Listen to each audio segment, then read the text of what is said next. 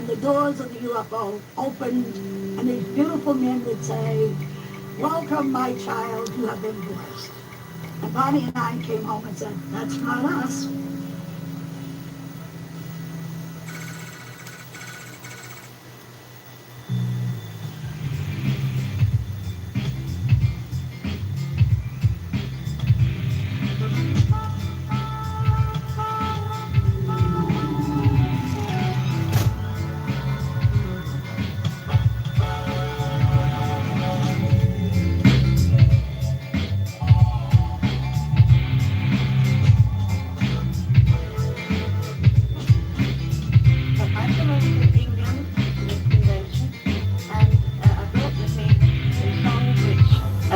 Come through, I understand, from the space people, and they have a content which I would like to share with people, for I think there's a lot in it that you will understand when you hear. Thank you. Let's talk like we're in the world today, the power of all we can hear to say, the China, Russia, and USA, boy, don't let them fool you. Take a look at this world of ours. It's one month old and the fields and bars. Other planets like no come aboard. The faith of perspective. Gangs of rusty foot men, states, but it's all from that politicians race. What happens if the nuclear is race? It makes you get old. The population stands there, a man with cats to the floor upstairs, while we can't even manage our old affairs. Some cheap colonization. Savvy people on peace and far, take a left and left, take a hard and far, we got to transport and forward hard. As you empty those flying souls through all time, nothing the power to make them rise, but help them to walk and get by their eyes. All the teachers, all the life that's risen shop, the general public has what they're done, figuring politics all about, but just you keep on trying. Oh, you know what I'm telling you, oh, you won't speak or shake your fist when you didn't tell the Martians to exist. That real nice fella.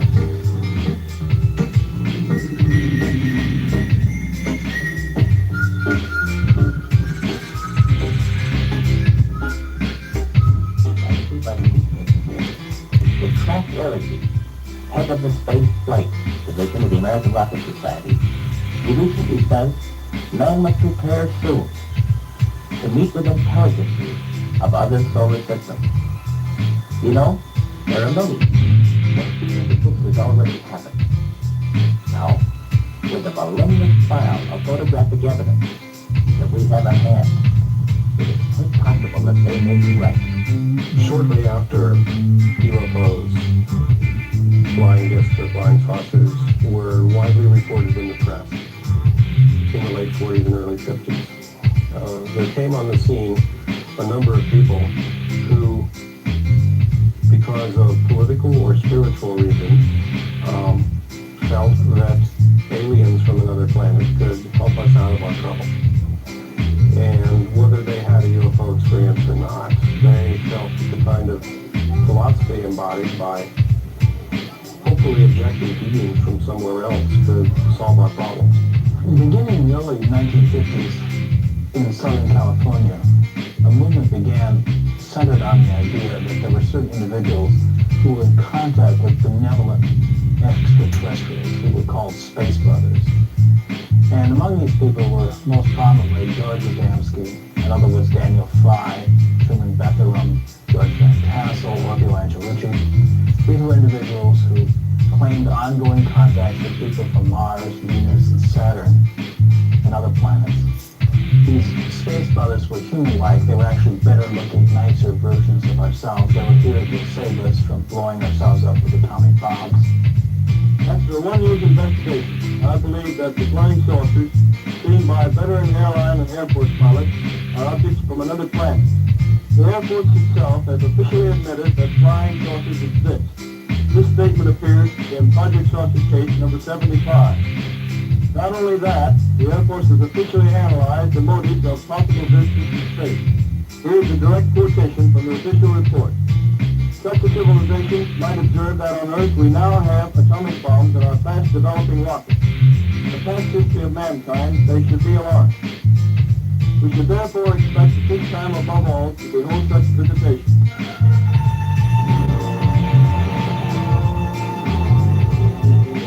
The Nevada desert in America is the scene of the latest atomic test. International observers come by invitation to join scientists, military and civil defense authorities making a study of the test. We were living in the shadow of the atomic bomb. Quite literally, it burst on the scene and nobody was able to comprehend the effects that it might have if unleashed on a worldwide scale. I mean, certainly that can happen today, but I guess like UFOs, we're inured to living in the atomic age. But back then it was new. And this meant that people had to rethink their philosophy of life and their philosophy of spirituality.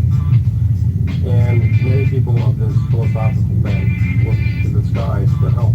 The space people that Fry, Adamski, Van Tassel, and others kind of encountered really were preaching an earthbound occult doctrine, which is known as theosophy.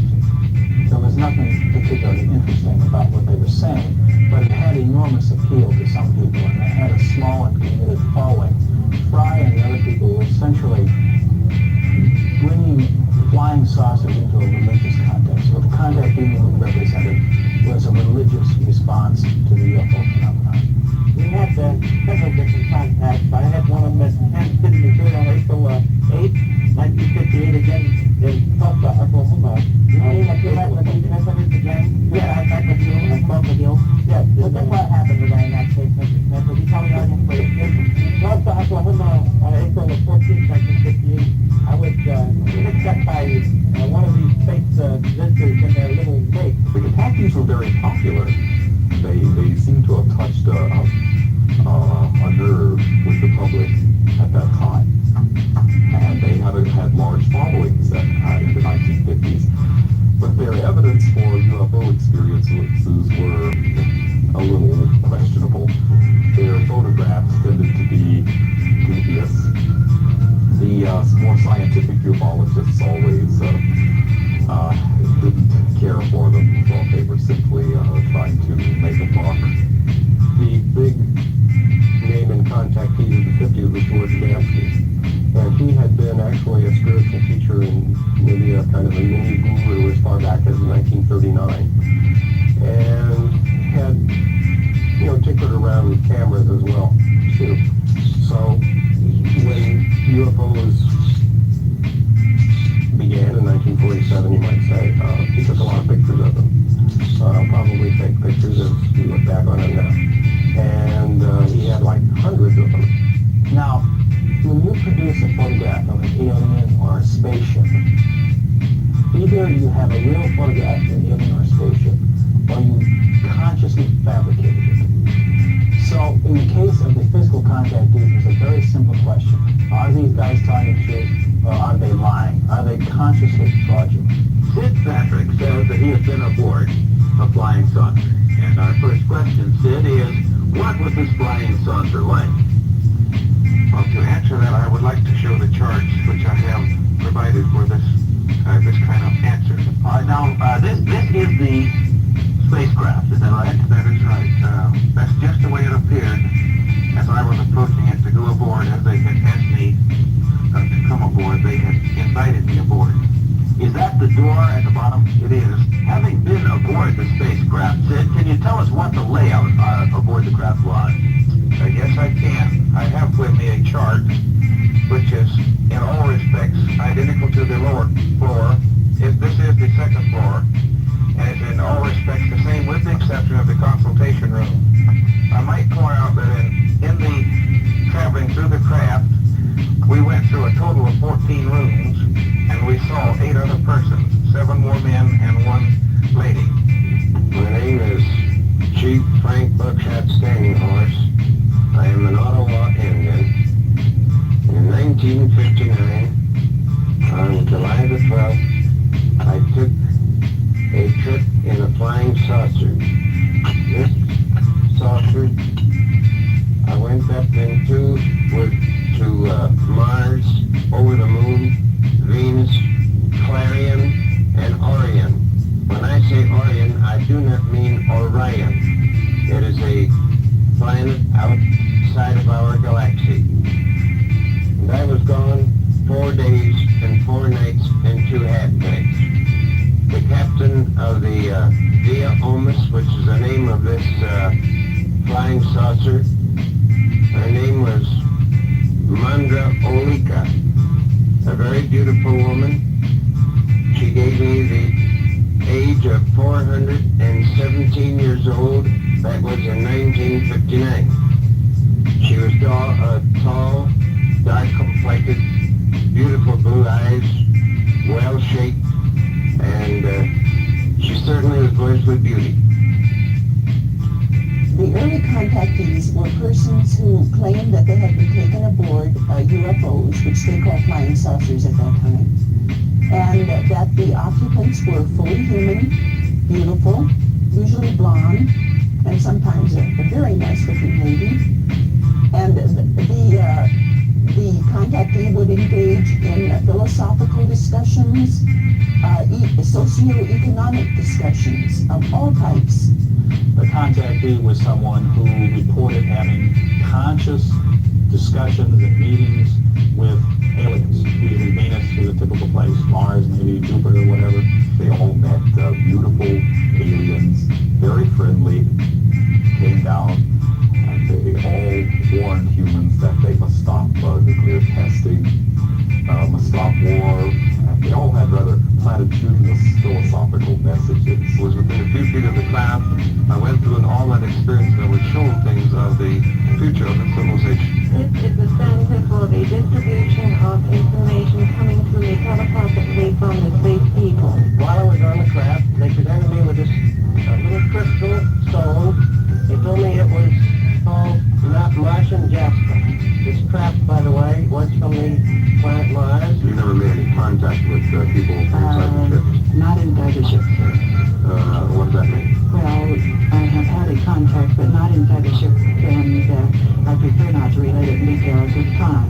Yes, I've seen them. They, or rather, one of them came out. I only saw one. Could you describe him? Well, it looked like a she, about 7 feet tall, and had long flowing hair and an ebony black skin. 3 of our monks were on retreat up around Lake Tahoe. We were all sleeping in sleeping bags, and we all awakened right at the same time, about 3 o'clock in the morning, and saw a flying saucer go completely across the horizon. It was just a gorgeous sight. It was the first one we had ever seen. At about this point, his friends would say, "Look, Joe, why don't you just go back to your hut and sleep it off? How can you expect us to swallow all of this ridiculous nonsense? Everything you say is contrary to everything we know." There is, in fact, forms of life that we don't know of, and quite a few things on this planet that we don't know of, that we learn only by experience.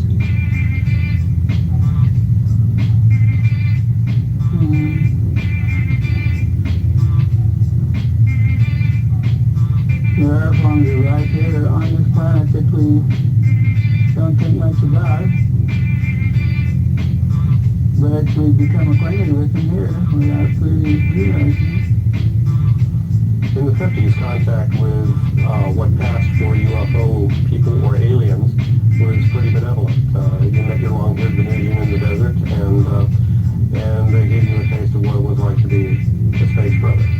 But with Betty and Barney Hill case, which was the first abduction case to really take the popular consciousness by storm, things changed.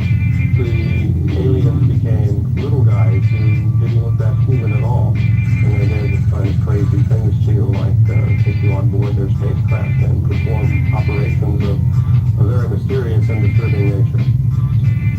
That really was the turning point in ufological history, because it paved the way for acceptance among ufologists and even among the general public that the UFOs were not only here, but they were here and wanted to do something to it.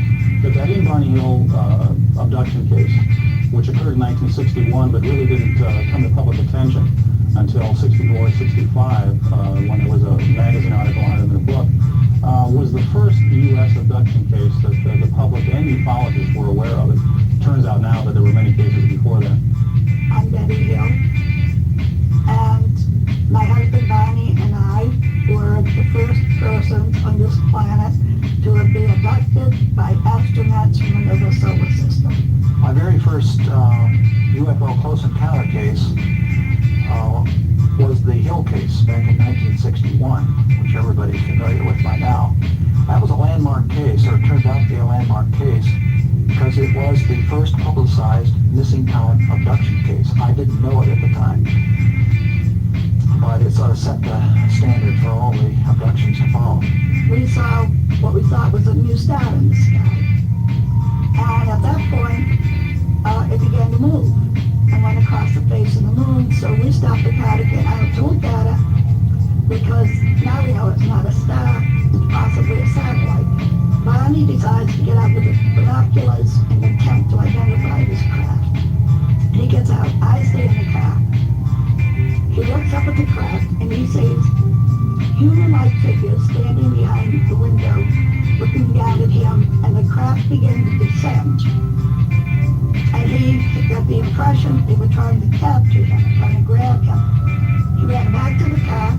We were speeding down the highway to avoid capture. There was a series of beeping sounds. And then, for some unexplained reason, Barney left the main highway onto a secondary road, and we found ourselves next on the dirt road. Just before we got to the dirt road, we saw what we thought was the moon setting. And we could see the silhouette of trees in front of it. And then the dirt road, we could remember leaving the dirt road, finding our way back.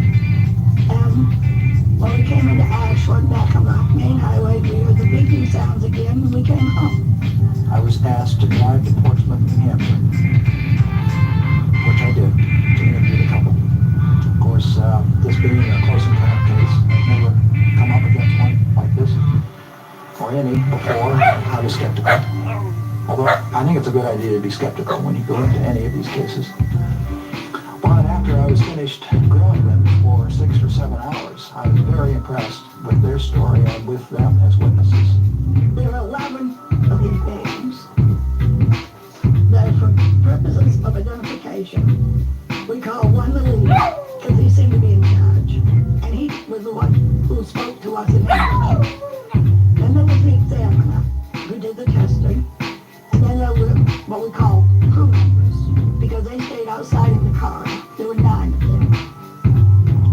Now, both Barney's and my exams basically were very much similar. They checked our eyes, ears, nose, throat, took samples of our hair, scraping of our skin, were very interested in our speech. And then with me, they put me on the table and tried to insert a needle-like instrument in my navel. They started a pregnancy test. And I say that wasn't a pregnancy test, and it wasn't in those days. It was unheard of on this planet. Betty, within 2 weeks of the encounter, had a series of nightmares, very unusual dreams. And she alluded to the possibility that maybe the missing time that we had experienced on their trip home had something to do with the dreams. In the dreams, they drove off the main highway down a side road in a heavily wooded area. They were stopped, and by alien entities, they were taken on board, examined, and then released. At the time, since we had never run up against anything like this, I assumed that the first encounter on the highway was all there was to it, and that perhaps these were wish fulfillment dreams or some such thing that Betty had. What if they had been kidnapped? What if it had happened further down the road and it might have been back to the rest of it? And by the way, Barney had no recall at all of the abduction at that point. Particularly where Barney was closed-minded. This created quite a bit of emotional turmoil for him. And he began having health problems. Anxieties, fluctuating blood pressure,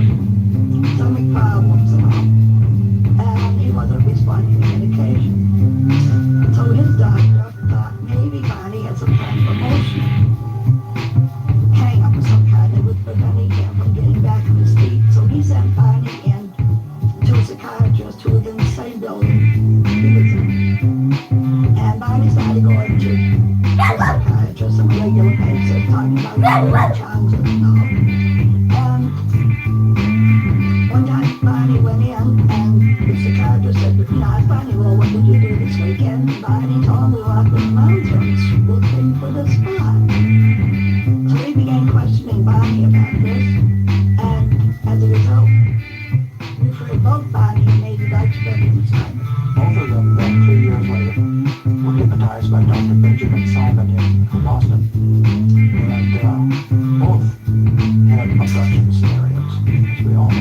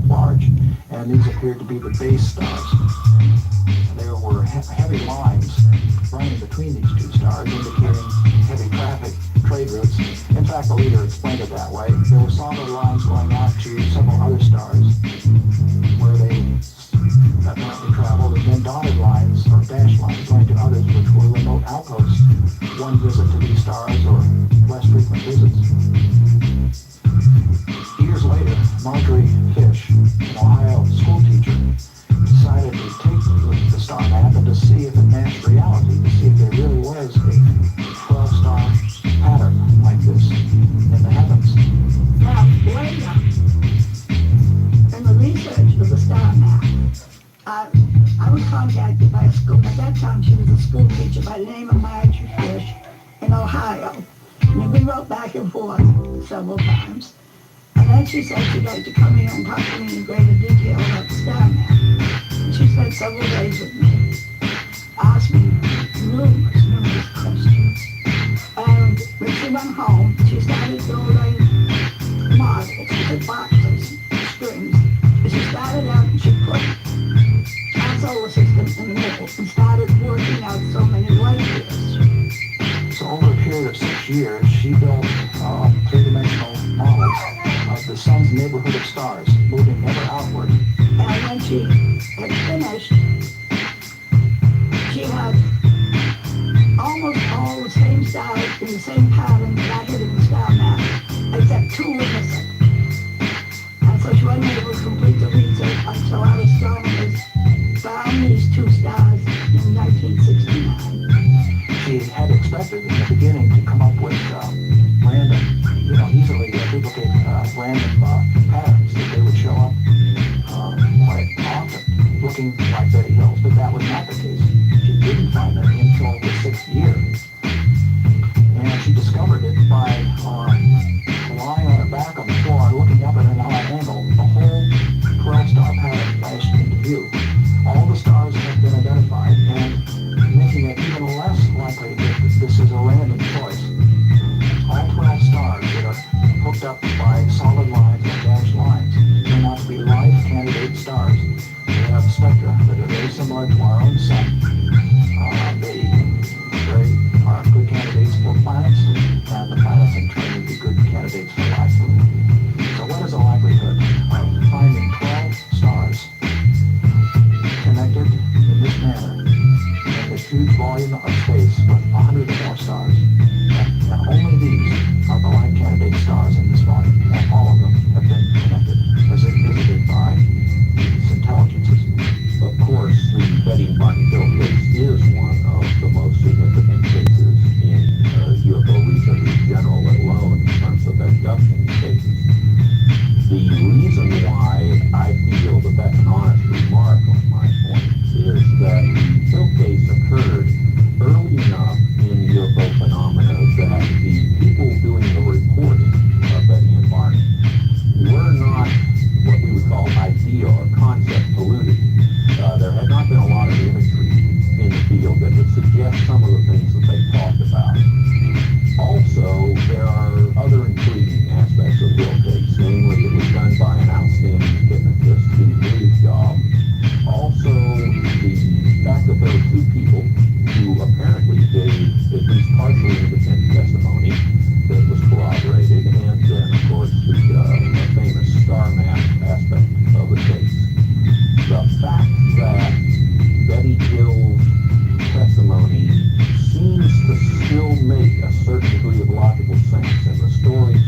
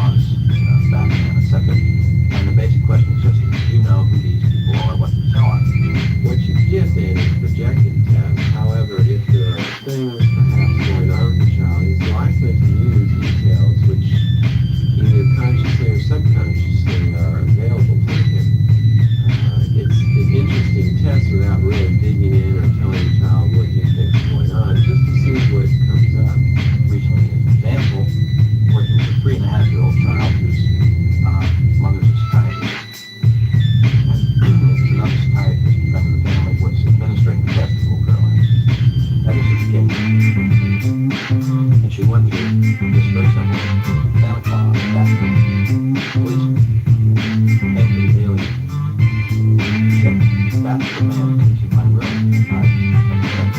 He'd float out the window and he'd go up to the light. And he'd go up into this room and he'd say, Mom, you're up here. Sometimes I've seen you on a table and you've got clothes on. But of course, pretty much have a difficult time handling. He has interviewed 140 people have been abducted, and their amazing and frightening stories are recorded in his new book. It's called Intruders, The Incredible Visitations at Hopkins Books. Please welcome Bud Hopkins. A psychologist friend of mine asked me who I like to Bud Hopkins. She explained to me he's interested in people who believe that they have been abducted onto UFOs. My reaction to that was, this is ridiculous. He must be some sort of strange person. I said, no, he takes it very seriously. Bud Hopkins, of course, is the fellow who's most associated with bodies and abductions from the remains of the witness reader, because we've got some book, but we'll talk about that first. He's an artist and was in Manhattan and got involved in that in the late 70s. And I've written 2 books on the subject, and now spent essentially all of his time with the investigators. He got involved because it was changed. Basically, looking into a case that turned out to be investigated. He was fascinated by it. He decided to stick with it. One of the reasons nobody else was interested. There are, of course, many people who are interested in doing research on abductions. That's kind of natural because that is one area that knowledge would have the chance to interact with part of the experience on a continuous basis, on a basis which might go to some concrete information. It's a little bit so we have people like Bud Hopkins who are famous UFOs that are in the world. And my opinion of Bud's work is that it's kind of a classical foundation for modern study of UFO. What we do is, in effect, we fact that we're not therapists. We're not therapists. We're not trained. Large trained archaeologists, of course, is brilliant thing, but lots of people work in the field, at least some haven't that much training. We've had to improvise because we are helping people through these experiences which are extraordinarily traumatic. The basic thing about working, let's say, a professional therapist working with Vietnam vets who suffer from PTSD, post-traumatic stress disorder.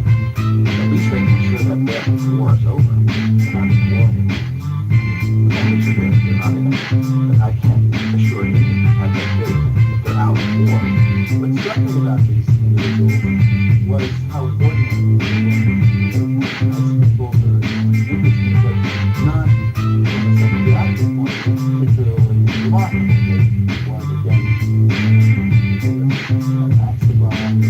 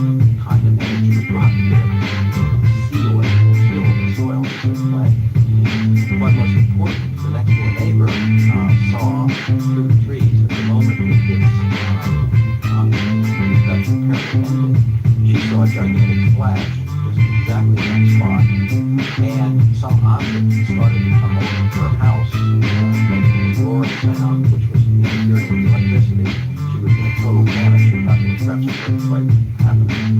The lights begin to flicker and finally all the lights in the house. Interesting that the screen of the television set is red. The other television not that.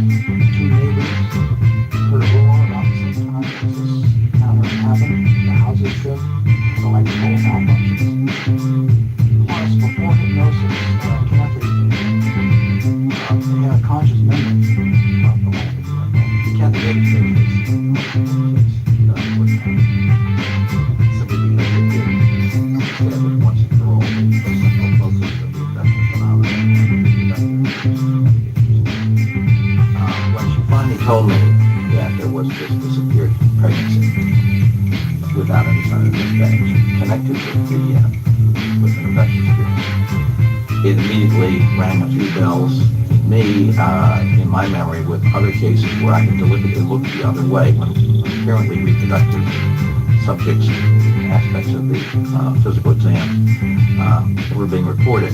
One of the reasons why allegedly aliens are taking people, particularly, well, both men and women really, is to get genetic samples of their actual sperms and eggs. Now, on the surface, this doesn't make much sense. In fact,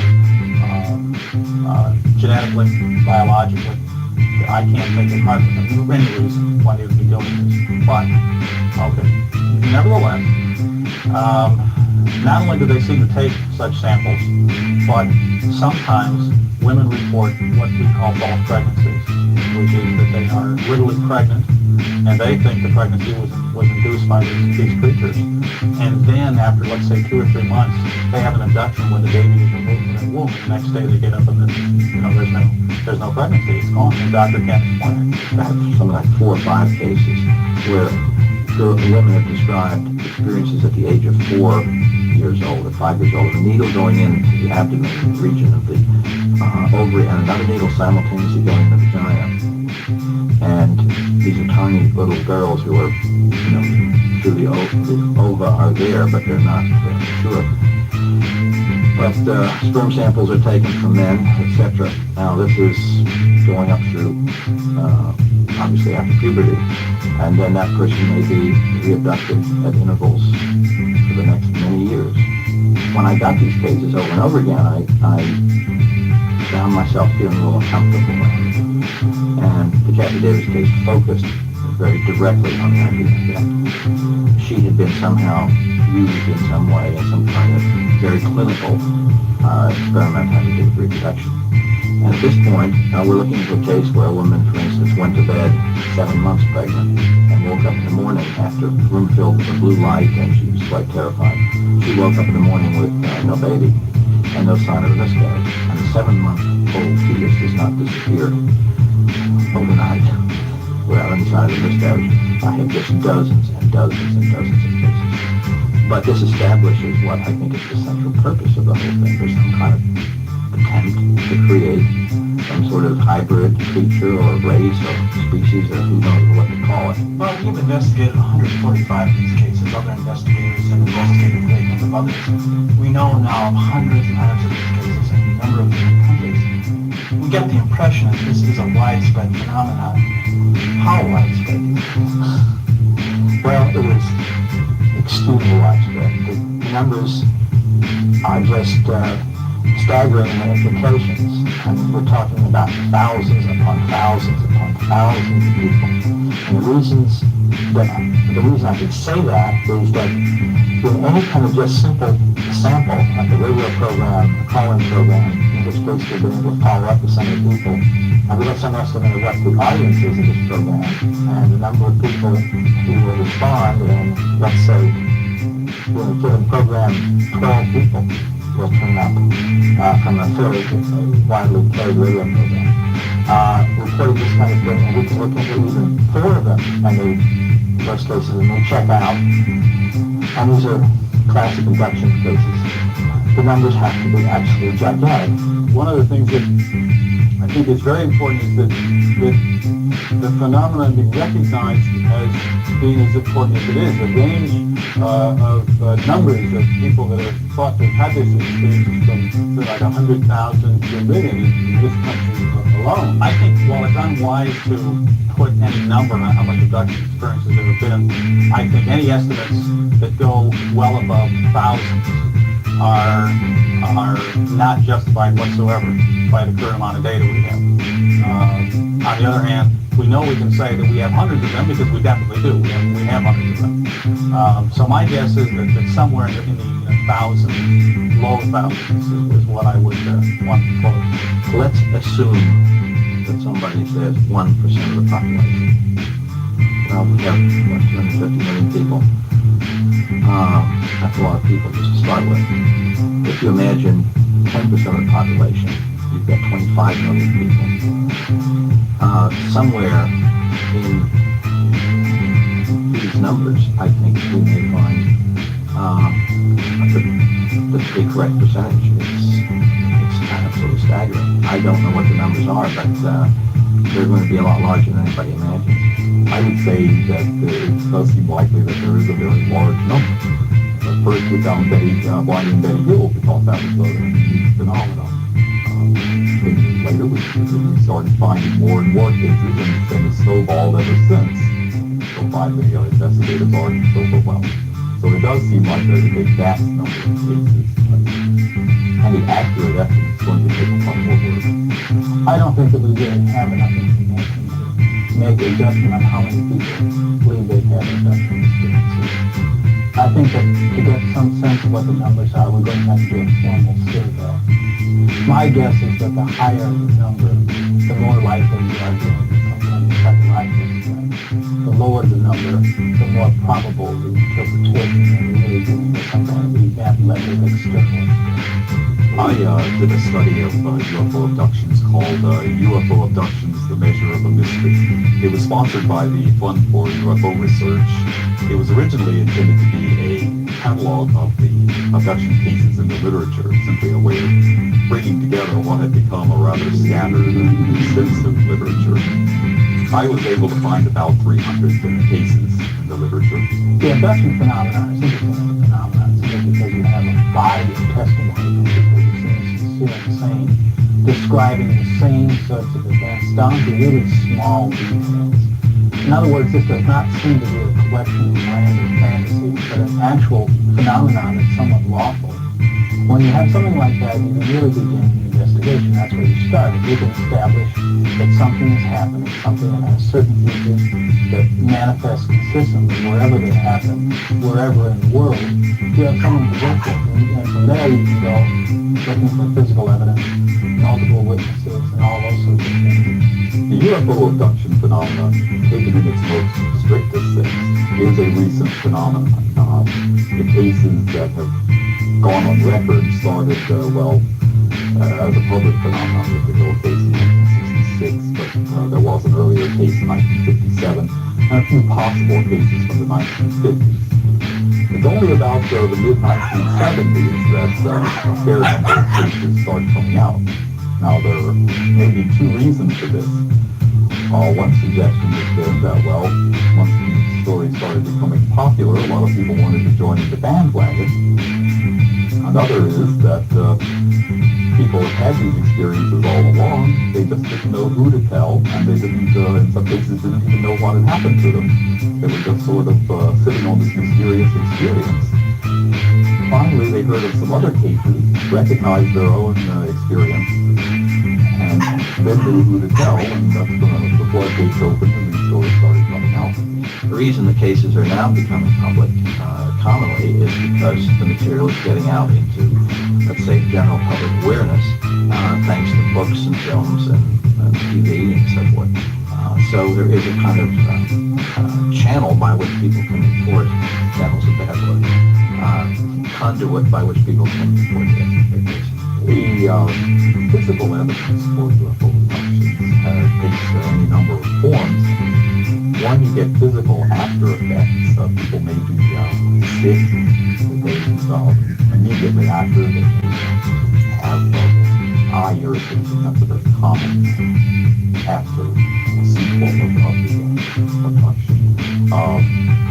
One very commonly cited bit of evidence is a form of scar. And of course, we have the patterns of the scars on people, which essentially boil down to two different types: a long, straight line, thin, scalpel-like cut. And we have, of course, the round, what we call scoop marks, which is a little indentation, as if a layer of cells has just been left out. And those turn up over and over again in these cases. And they are generally in the same kinds of places on the body. And they look exactly the same, and people have the same kind of uneasiness about these. If the abduction events are real and people are actually examined in the way they're described, then there might be physical effects left on their body, scars and so forth. Because people describe instruments placed in their body, they describe cuts made to take out tissue samples and so forth. Now, some abductees have little scars and marks on their body. The question is, what's the cause, what's the effect, what came first, the memory, the scar, and so forth. The most interesting are scars that the abductee allegedly was unaware of until after the hypnosis even. There are cases that I've heard of about happenings where the abductee will, under hypnosis, remember a procedure, let's say, in the back of their knee, which is a place most people don't look too often. They'll then look in the back of their knee and they'll find perhaps a scar, maybe this long, or a little scoop mark. Now, certain physical evidence is claimed, such as scars and other kinds of marks on the body. I am not overly impressed with that particular aspect of the evidence. All human beings, I think almost without exception, have not lived in crystal glass cages all their life and have had little scars on their bodies. Things happen. You don't necessarily have recollections of these minor injuries, which still, in fact, can leave a noticeable scar. I think that type of evidence is soft at this point. Now, in terms of implants, there we have the opposite situation. We are studying several objects which have come out of people's bodies that shouldn't be there. The nature of these objects is not clear-cut to, let's say they don't have the bells and whistles and not beeping and transmitting and doing things that we might think an extraterrestrial plant should be doing. But they are very unusual in many respects. They seem to have a lot of organic elements in them. We don't know. We cannot establish that these things so far are totally beyond believability as belonging to Earth. They shouldn't be in the places that they're found. One of the thoughts is that the so-called aliens, somehow track people by leaving these implants in them, and some of the way we track animals that we leave implants in, and we can find them again later on, and that's the way they come back and find the person again. I don't know. In a number of cases, there are allegations that there's physical evidence associated with the experience of phantom pregnancies, scars, marks, implants, those sorts of things. We're very early in the investigation of these sorts of things. The documentation so far is slight. In other words, we don't really have a good medical case history of a phantom pregnancy. We have a lot of allegations and people who seem sincere, but we don't have the documentation. Some alleged implants are being found and studied quietly by well-qualified scientists in laboratories. And in one or two cases, I think they found something quite interesting. Again, this, like so much else in all the investigations, the really interesting discoveries will be coming in the next months and years. The geography of abductions is dominated by North America. Most of the cases have come from there.